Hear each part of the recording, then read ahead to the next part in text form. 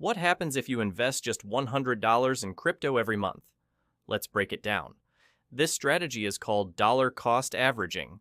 Instead of trying to time the market, you invest the same amount at regular intervals. That way, you buy both during the highs and during the crashes.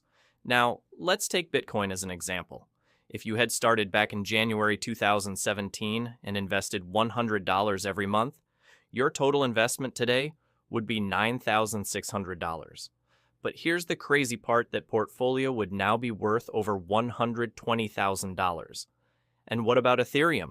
Same $100 every month since 2017. Same $9,600 invested.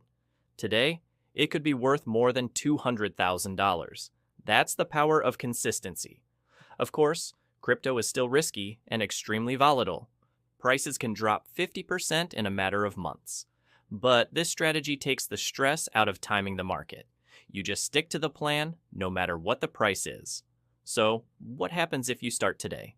No one knows exactly. But history shows that small, consistent investments can lead to massive results in the long run.